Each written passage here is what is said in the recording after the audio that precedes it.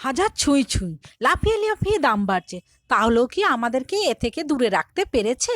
এর জন্য কোনো বিশেষ দিনও লাগে না, আর রবিবারও লাগে না। যে কোনো দিনই আমরা এই গরম গরম ভাতের সঙ্গে ৪ পিস নিয়ে বসে পড়তেই পারি।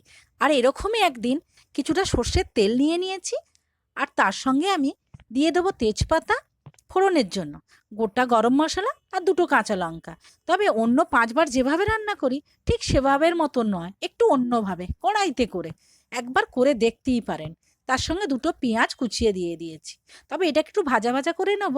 এদিকে দেখুন লাল লাল করে ভেজে নেওয়ার জন্য বেশ কিছুক্ষণ সময় লাগে। তারপরে আমি এতে দিয়ে দেবো কিছুটা চিনি, যাতে করে এটা একটা কালার ও টেস্ট পাল্টে দেয়।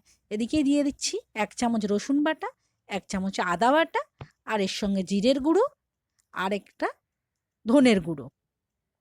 তার সঙ্গে দিয়ে দেবো হলুদ ১ চামচ, লঙ্কা ১.৫ চামচ, কারণ আমি একটু ঝাল ঝাল করে বানাবো। আর এদিকে মাটনটার মধ্যে টক দই, সর্ষের তেল, লঙ্কার গুঁড়ো, হলুদের গুঁড়ো মাখিয়ে রেখেছিলাম বেশ কিছুক্ষণ আগে। এটাকে এসে দিয়ে দিলাম। এবার একটু মশলাটাও যাতে সুন্দরভাবে মাখানো হয়ে যায় একটু নাড়াচাড়া করে নিচ্ছি। তারপরে আমি এতে দিয়ে দেবো একটু গ্রেট করে রাখা পেঁপে। এটা একটা ডাক্তারের পরামর্শতে দিয়েছি। এটা যেমন ভালো সিদ্ধ হয়, আবার আমাদের ডাইজেস্টও ভালো হয়। আপনারাও চাইলে দিতে পারেন, খারাপ হবে না। এইভাবে এটাকে আমি মাখিয়ে নিয়েছি মশলাটা। তারপরে একটু একটা টমেটো দিয়ে দিয়েছি ছোট ছোট করে কেটে, কারণ টক দই মাখানো ছিল তাই একটু কম দিয়েছি। ঢাকা দিয়ে করে নিচ্ছি বেশ কিছুক্ষণ ধরে। দেখছেন টমেটোটা গলে গেছে, আর একটু মাংসটার মধ্যেও জল ছেড়ে দিয়েছে। দেখুন কিরম তেল তেল জল জল হয়ে গেছে। একটু নুন অ্যাড করে দিচ্ছি। এরপর আমি এটাকে ঢাকা দিয়ে দিয়ে বেশ কিছুক্ষণ কষাবো। এইভাবে দেখুন কতটা জল বেরিয়ে গেছে। এরপর আমি এটাকে এইভাবে কষাতে কষাতে জলটা পুরোটাই মেরে নেব। দেখুন পুরো কষানো হয়ে গেছে। এরপর আমি এতে একটু উষ্ণ গরম জল অ্যাড করে দিচ্ছি ১ বাটির মতো।